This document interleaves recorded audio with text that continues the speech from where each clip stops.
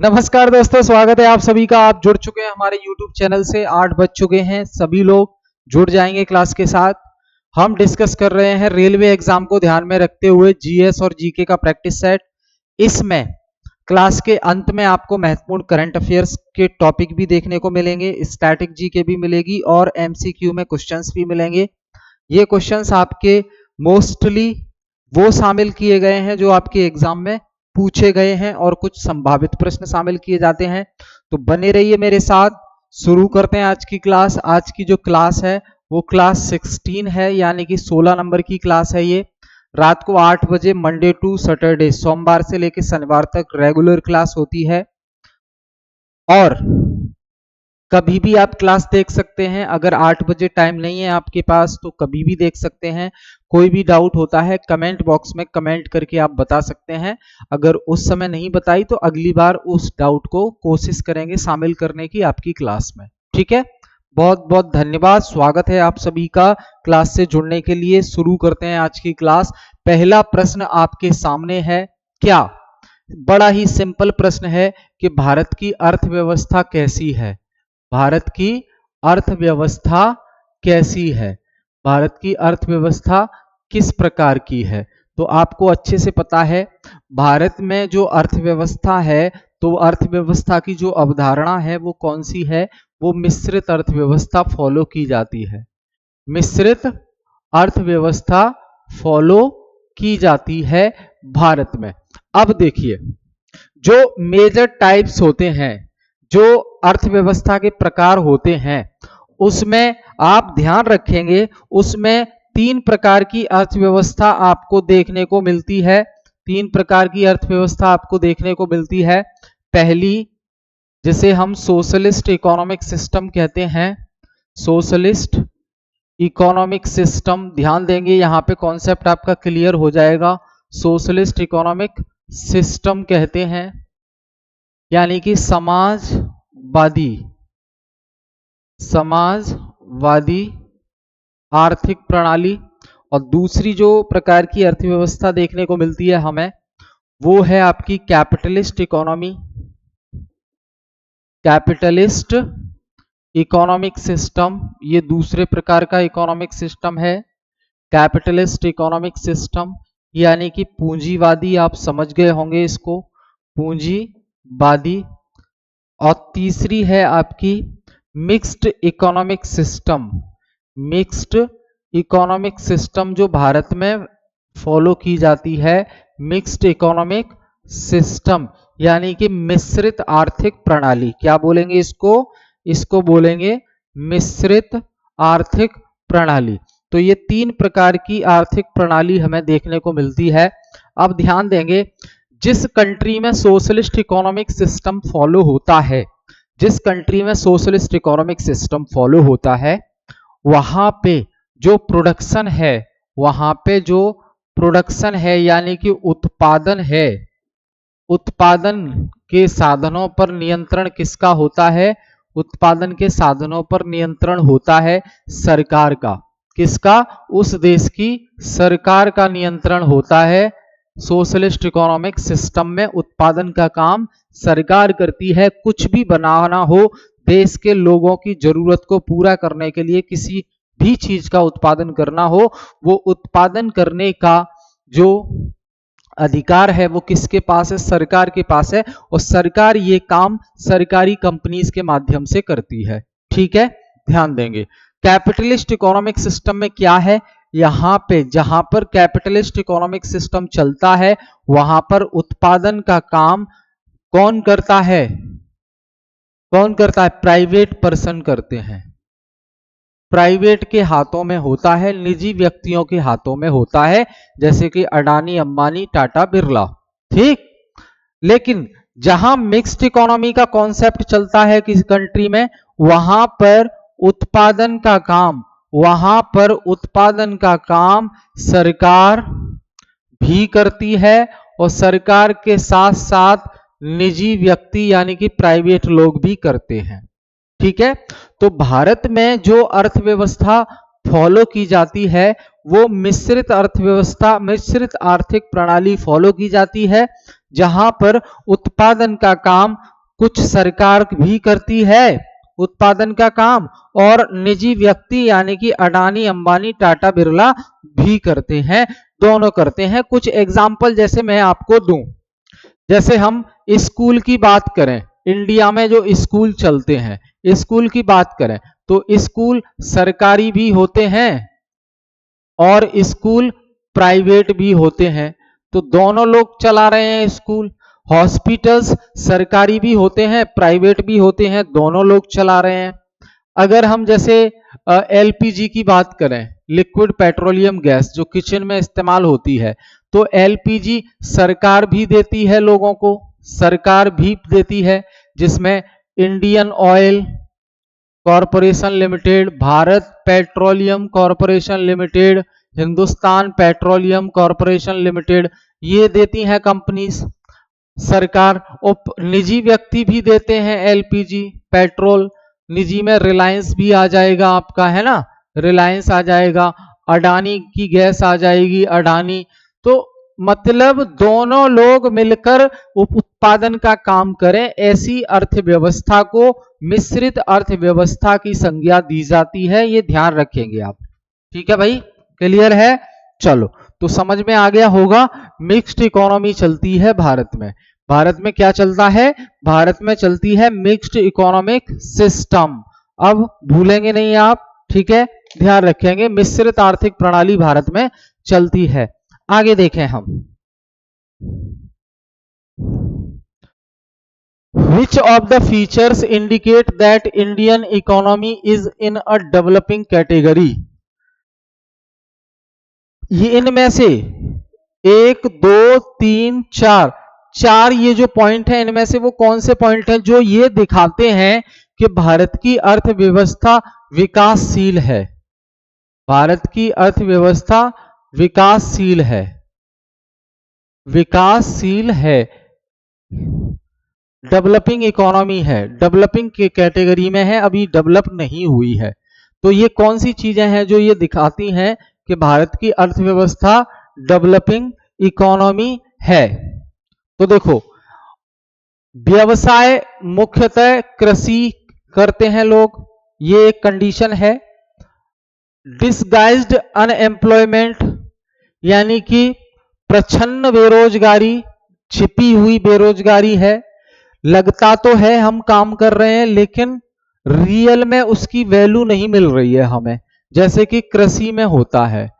कृषि में क्या होता है, अगर एक ही खेत पर पिताजी और दोनों बेटे काम कर रहे हैं तो भैया तीनों लोगों के काम करने से ये थोड़ी ना है कि उस खेत की जो पैदावार है साल की वो बढ़ जाएगी, पैदावार तो उतनी रहेगी लेकिन लोग बढ़ गए, ठीक है, तो एक्स्ट्रा इनपुट नहीं आ पाता, आउटपुट नहीं आ पाता है। तो ये भी डेवलपिंग कैटेगरी की एक विशेषता है। Poor quality of human capital, मानव पूंजी जो है, यानी कि काम करने वाले जो लोग हैं, मानव पूंजी, मानव पूंजी ये बहुत पुअर क्वालिटी की है, कमजोर है। यानी कि कैसे? जो ह्यूमंस हैं उनमें हर किसी में स्किल नहीं है, स्वास्थ्य खराब रहता है, शिक्षा नहीं है, तो ये क्या दिखाते हैं कि जो ह्यूमन कैपिटल है वो ह्यूमन कैपिटल बहुत पुअर क्वालिटी की है। अच्छी ह्यूमन कैपिटल कब बनेगी? जब व्यक्ति को शिक्षा मिले, स्वास्थ्य अच्छा हो उसका, और उसको कुछ स्किल यानी कि कौशल आता हो, काम करने की कला आती हो, तो हम कहेंगे कि स्ट्रॉन्ग ह्यूमन कैपिटल है। लेकिन इंडिया के केस में पुअर ह्यूमन कैपिटल है, poor quality of human capital है। यह भी दर्शाता है कि भारत की अर्थव्यवस्था विकासशील अर्थव्यवस्था है। चौथा, high per capita intake of protein, यानी कि प्रति व्यक्ति जो प्रोटीन की खपत है वो बहुत ज्यादा है, तो ये इससे रिलेट नहीं करता। तो 3 सही हो जाएंगे जो कि ये बताते हैं कि भारत की अर्थव्यवस्था डेवलपिंग कैटेगरी में आती है। आपको करेक्ट ही बताना है, तो पहला, दूसरा, तीसरा सही हो जाएगा, यानी कि D option is the correct answer. D option क्या हो गया? करेक्ट आंसर हो गया। ठीक है भाई, ध्यान रखेंगे। आगे, which one of the following period is also known age chalcolithic age. निम्नलिखित में से वो कौन सा समय काल है जिसे हम ताम्रपाषाण युग के नाम से भी जानते हैं? ताम्रपाषाण युग के नाम से भी जानते हैं, बताओ भाई। तो ताम्रपाषाण का मतलब है धातु का इस्तेमाल, तो कॉपर इस्तेमाल होने लगा था, कॉपर इस्तेमाल होने लगा था, इसलिए इसको कॉपर एज भी कहते हैं, ताम्रपाषाण काल भी कहते हैं। ये देखिए यहाँ पे ये बनाए जाने लगे थे कॉपर का इस्तेमाल करके, ये चाल्कोलिथिक एज के ही प्रोडक्ट हैं, चाल्कोलिथिक एज के ही ये बने हुए सामान हैं जो आप देख पा रहे हो। तो ध्यान रखना, जो कॉपर एज है उसे हम चाल्कोलिथिक एज के नाम से जानते हैं। चाल्कोलिथिक मतलब धातु का एज, धातु का समय, ठीक है भाई। The tropic of cancer passes through which of the following state? Select the correct answer from the codes given below. Tropic of cancer कहां से पास होती है? तो देखो भाई, गुजरात से निकलती है, छत्तीसगढ़ से निकलती है, झारखंड से निकलती है, उत्तर प्रदेश से नहीं निकलती है। टोटल 8 राज्यों से निकलती है कर्क रेखा। कर्क रेखा जो है टोटल 8 राज्यों से निकलती है। उन 8 राज्यों में उत्तर प्रदेश नहीं आता, तो 1 2 4 1 2 4 ये आंसर हो जाएगा फोर्थ का। यहां देखो आप, ये देखो, ये है आपकी कर्क रेखा, ये है आपकी कर्क रेखा, ये जो गुजर रही है ये कर्क रेखा है, ठीक है। ये क्या है? कर्क रेखा है, टोटल 8 राज्यों से। ध्यान रखेंगे, मिजोरम, त्रिपुरा, वेस्ट बंगाल, झारखंड, छत्तीसगढ़, मध्य प्रदेश, राजस्थान और गुजरात। उत्तर प्रदेश नहीं आता इसमें। इन 8 राज्यों से कर्क रेखा भारत से गुजरती है, ध्यान रखेंगे आप, भूलेंगे नहीं। आगे देखिए, among the following cities which one is nearest to the tropic of cancer? निम्नलिखित शहरों में से कौन सा वो शहर है जो कर्क रेखा के बिल्कुल नजदीक है, या यूं कहें कर्क रेखा के सबसे ज्यादा नजदीक है? तो दिल्ली, कोलकाता, जोधपुर और नागपुर। कौन है वो? तो कलकत्ता ट्रॉपिक ऑफ कैंसर के सबसे नजदीक आता है। कलकत्ता ट्रॉपिक ऑफ कैंसर के सबसे नजदीक आता है। यहां देखो, ये रेड पेन ले लेता हूं मैं, यहां देखो, ये ट्रॉपिक ऑफ कैंसर है, ये ट्रॉपिक ऑफ कैंसर है। देखो कलकत्ता के एकदम बीचों बीच से जा रही है, पास में है कलकत्ता।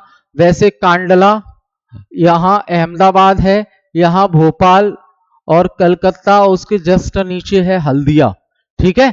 तो कलकत्ता सबसे नजदीक शहर हो गया जो ट्रॉपिक ऑफ कैंसर के पास है। कलकत्ता 22 डिग्री 30 मिनट नॉर्थ में लाई करता है। कलकत्ता 22 डिग्री 30 मिनट नॉर्थ में लाई करता है, ठीक है भाई, ये ध्यान रखेंगे आप। आगे देखें, Indian constituent assembly was established under. जो भारत में संविधान सभा की स्थापना हुई थी वो किस अधिनियम के द्वारा स्थापित हुई थी? किस अधिनियम के द्वारा स्थापित हुई थी? तो देखो, सब जानते हैं कि कैबिनेट मिशन आया था भारत में आया था कैबिनेट मिशन।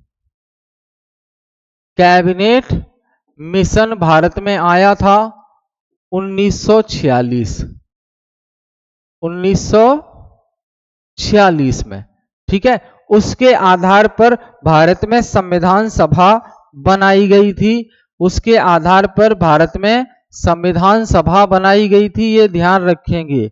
उसी के आधार पर भारत में संविधान सभा बनाई गई थी, ठीक है। अब देखिए, 9 दिसंबर को जब मीटिंग होती है तब इसके अस्थाई अध्यक्ष बनते हैं सबसे पहले, अस्थाई अध्यक्ष बनते हैं सबसे पहले। और वो अस्थाई अध्यक्ष कौन थे? टेम्परेरी प्रेसिडेंट कौन थे? वो थे डॉक्टर सच्चिदानंद सिन्हा। ये नाम कई बार पूछा गया है, ध्यान रखेंगे, सच्चिदानंद सिन्हा, ठीक। उसके बाद 11 दिसंबर को 11 दिसंबर को मीटिंग होती है वहीं 46 में। तो यहां बनते हैं स्थायी अध्यक्ष, यहां बनते हैं स्थायी अध्यक्ष, परमानेंट अध्यक्ष, और वो होते हैं डॉक्टर राजेंद्र प्रसाद। कौन? डॉक्टर राजेंद्र प्रसाद। ठीक है। संविधान सभा ने ही भारतीय संविधान का निर्माण किया है। संविधान सभा ने ही भारतीय संविधान का निर्माण किया है, भारतीय संविधान बनाया है संविधान सभा ने। ठीक है, ये ध्यान रखेंगे, भारतीय संविधान बनाने का श्रेय संविधान सभा को जाता है। आगे देखें, यहां देख लीजिए आप, ये है जो पुरानी संसद है जिसका नाम संविधान भवन रख दिया गया है। अब अभी पुरानी संसद का नाम क्या रख दिया गया है? संविधान भवन। तो ये वही पुरानी संसद की तस्वीर है जहां संविधान सभा लगती थी। Which of the following statement are correct regarding the Indian Constituent Assembly? भारतीय संविधान सभा के परिप्रेक्ष्य में कौन से कथन सत्य हैं? भारतीय संविधान सभा के परिप्रेक्ष्य में कौन से कथन सत्य हैं, ये आपको बताना है। देखिए, it was not based on adult franchise, ये वयस्क मताधिकार पर आधारित नहीं थी, तो बिल्कुल सही है। वयस्क मताधिकार पर आधारित नहीं थी, एक निश्चित उम्र का व्यक्ति इसमें नहीं था, यानी कि वोट देकर ऐसा कुछ नहीं है आए थे चुनकर। It result from direct election, ये डायरेक्ट इलेक्शन के माध्यम से इसके सदस्य चुनकर आए थे, तो ये भी गलत है, ये तो गलत है। फिर इट वॉज, क्योंकि वो इनडायरेक्ट रूप से आए थे और कुछ नॉमिनेटेड थे। It was not a multi party body, ये मल्टी पार्टी बॉडी नहीं थी, बिल्कुल नहीं थी। ठीक है, दो ही मैन थे। इसके बाद it worked through several committees, संविधान सभा ने संविधान बनाने का जो काम किया तो उसके लिए संविधान सभा ने बहुत सारी समितियों का गठन किया, बहुत सारी कमिटीज इस्टेब्लिश की, तो बिल्कुल सही बात है। तो डी सही है, ए और डी सही है, यानी कि ए आंसर हो जाएगा, ए और डी। ठीक है, बहुत सारी समितियां बनाई गई थी, जैसे कि union power committee, union power committee जिसके अध्यक्ष पंडित जवाहरलाल नेहरू थे। एक और बड़ी फेमस कमेटी है, वो है ड्राफ्टिंग कमेटी, ड्राफ्टिंग कमेटी, इसके अध्यक्ष भीमराव अंबेडकर थे।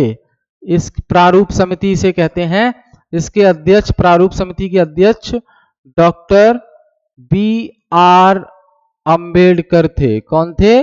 B R Ambedkar. ठीक है, ध्यान रखेंगे। तो A answer is the correct answer, A answer is the correct answer. ठीक है भाई। Who was the first elected chairman of constituent assembly? तो ये मैंने बता दिया, पहला इलेक्टेड यानी कि परमानेंट चेयरमैन कौन था? तो डॉक्टर राजेंद्र प्रसाद थे, क्योंकि ये डॉक्टर सच्चिदानंद सिन्हा ये तो अस्थाई बने थे, ये टेम्परेरी पीरियड के लिए बने थे, अस्थाई, और जबकि डॉक्टर राजेंद्र प्रसाद हैं वो स्थायी थे। डॉक्टर राजेंद्र प्रसाद जो है स्थायी अध्यक्ष थे। तो इसमें तो ज्यादा बात करनी नहीं, पता है आपको। ये देखिए यहां 9 दिसंबर 1946 को टेम्परेरी प्रेसिडेंट बनते हैं डॉक्टर सच्चिदानंद सिन्हा, और फिर 11 दिसंबर 1946 को डॉक्टर राजेंद्र प्रसाद इलेक्ट हो जाते हैं परमानेंट चेयरमैन। ये फोटो देख पा रहे हैं आप। आगे देखें, Which of the following is not a method to calculate the gross domestic product? सकल घरेलू उत्पाद की गणना करने के लिए कौन सा विधि इस्तेमाल नहीं होती है? तो प्रोडक्ट मेथड यानी कि उत्पाद विधि, इनकम मेथड मतलब आय विधि, एक्सपेंडिचर मेथड मतलब व्यय विधि, ये तीनों इस्तेमाल होती हैं।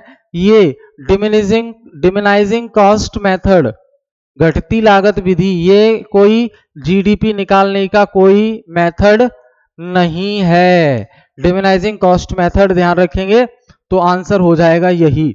जीडीपी कैलकुलेट करने का काम एनएसओ करता है। कौन करता है? NSO, national statistical office. पहले इसे सीएसओ करता था, लेकिन बाद में एनएसओ अब करता है। ये एनएसओ किस मंत्रालय के अधीन में आता है? तो MOSPI, मॉस्पी मंत्रालय के अधीन में आता है। और वर्तमान में इसके मंत्री कौन हैं? तो राव इंद्रजीत सिंह हैं। कौन? राव इंद्रजीत सिंह, ये मंत्री हैं। ये मंत्री हैं, ठीक है भाई, ध्यान रखेंगे। आगे देखिए, the most appropriate measure of the countries economic growth is, अगर हमें वाकई में पता लगाना है कि किसी देश की अर्थव्यवस्था में वृद्धि हो रही है, ग्रोथ हो रही है या नहीं हो रही है, तो कौन सा सबसे अच्छा तरीका है पता लगाने का? तो वो है प्रति व्यक्ति आय। क्या? प्रति व्यक्ति आय। किसी भी देश की प्रति व्यक्ति आय कैलकुलेट करके देख लो। अगर प्रति व्यक्ति आय अच्छी है तो समझ जाओ देश तरक्की पर है। अब प्रति व्यक्ति आय कैसे निकलती है? तो ध्यान रखेंगे, कुल राष्ट्रीय आय, उस देश की उस साल के लिए कुल राष्ट्रीय आय अपॉन कुल जनसंख्या। कुल जनसंख्या। तो अब जितना ज्यादा ये प्रति व्यक्ति आय आ जाए तो समझ जाओ देश तरक्की पर है, देश ग्रोथ पर है। ठीक है, तो पर कैपिटा प्रोडक्ट या पर कैपिटा इनकम, बात एक ही है, ध्यान रखेंगे।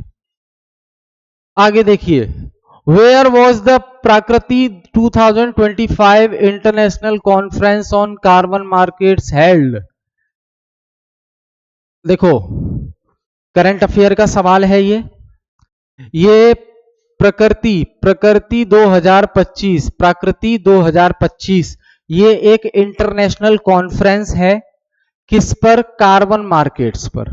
कार्बन मार्केट्स पर, कार्बन बाजार पर ये एक अंतरराष्ट्रीय कॉन्फ्रेंस है जिसका नाम है प्राकृति 2025। प्राकृति 2025। तो आपसे पूछा जा रहा है ये कहां हेल्ड हुई है? तो ये 24 से 25 फरवरी दिल्ली में आयोजित हुई है। 24 से 25 फरवरी, कहां? 24 से 25 फरवरी, 24 से 25 फरवरी को कहां आयोजित हुई है? हाल ही में दिल्ली में आयोजित हुई है। ये दिल्ली में आयोजित हुई है, यानी कि 2-3 दिन पहले, 24 से 25 फरवरी दिल्ली में। ठीक है, कार्बन बाजार को लेकर है ये। किसको लेकर है? कार्बन बाजार को लेकर है। तो ध्यान रखना, मनोहर लाल खट्टर इसके मंत्री हैं। मनोहर लाल खट्टर, ध्यान रखना, इनॉग्रेट किया गया था ये इवेंट मनोहर लाल खट्टर के द्वारा। और मनोहर लाल खट्टर कौन है? पावर, हाउसिंग और अर्बन अफेयर मंत्री हैं। पावर, हाउसिंग और अर्बन अफेयर मंत्री मनोहर लाल खट्टर हैं। मनोहर लाल खट्टर अभी मंत्री बनने से पहले हरियाणा के मुख्यमंत्री रह चुके हैं। लास्ट में हरियाणा के मुख्यमंत्री थे। ठीक है, world audio visual and entertainment summit waves 2025 an initiative of which ministry? किस मंत्रालय के द्वारा ये वेब्स 2025 शुरू किया गया है? ये एक विश्व का ऑडियो विजुअल और एंटरटेनमेंट समिट है, समिति है, समिट है, शॉर्ट में वेब्स बोल रहे हैं 2025। ये किस मंत्रालय के द्वारा शुरू किया गया है? तो ministry of information and broadcasting, सूचना एवं प्रसारण मंत्रालय के द्वारा, सूचना एवं प्रसारण मंत्रालय के द्वारा ये शुरू किया गया है वेब्स 2025। ध्यान रखेंगे, ठीक है। आगे यहां देखें, स्वायत्त पहल, ये इनिशिएटिव है, करंट अफेयर का सवाल है, कंटेंट है स्वायत्त पहल। ये सरकारी ई मार्केट जैम पर स्वायत्त पहल के रूपांतरकारी प्रभाव के 6 वर्ष पूरे हो गए हैं। जैम एक ऑनलाइन प्लेटफॉर्म है जो सरकारी खरीदारों द्वारा सामान्य उपयोग की वस्तुओं और सेवाओं की खरीद के लिए संपूर्ण समाधान प्रदान करता है। जैम, ठीक। स्वायत्त है क्या? तो इसका पूरा नाम startups women and youth advantages through e transaction initiative, ये स्वायत्त का पूरा नाम है। इसे 2019 में जैम पर लॉन्च किया गया था, जनरल ई मार्केट, है ना। उद्देश्य क्या था? सार्वजनिक खरीद में महिलाओं के नेतृत्व वाले उद्यमों और युवाओं की भागीदारी को बढ़ाना। पहले स्टार्टअप रनवे और स्टार्टअप्स महिला उद्योगियों इनके लिए उपयोगी है, इनको ध्यान में रख के चलाया गया था। स्वायत्त याद रखना टर्म पूछी जा सकती है। स्पेस टेलीस्कोप, स्फेयर एक्स क्या है? ये एक स्पेस टेलीस्कोप है। NASA space x Falcon 9 rocket से स्फेयर एक्स स्पेस टेलीस्कोप को लॉन्च करेगा। ये नासा जो है लॉन्च करेगा इसको, स्फेयर एक्स, जो कि स्पेस टेलीस्कोप है, ठीक है। इसका पूरा नाम spectrophotometer for the history of universe epoch of reionization and ice explorer, ये पूरा नाम है इसका स्फेयर एक्स का। उद्देश्य है इसका ऑप्टिकल और नियर इंफ्रारेड प्रकाश में अंतरिक्ष का सर्वेक्षण करना। 2 वर्ष की इसकी कार्यविधि होगी जिसे नासा लॉन्च करेगा। उद्देश्य इसके हैं आकाश गंगाओं के वितरण का मानचित्रण करते हुए ब्रह्मांड की उत्पत्ति का पता लगाना, और यह मिल्की वे में 100 मिलियन तारों और 450 मिलियन आकाश गंगाओं से संबंधित डेटा को इकट्ठा करेगा। 102 रंगों प्रकाश की अलग अलग तरंग दैर्घ्य में ब्रह्मांड का 3D मानचित्र बनाएगा। ये कॉस्मिक इन्फ्लेशन के बारे में जानकारी प्राप्त करेगा, ठीक है। तो ये याद रखना है आपको, भूलना नहीं है, ठीक। फिर मिलेंगे हम नेक्स्ट क्लास में। बहुत बहुत धन्यवाद आप सभी का।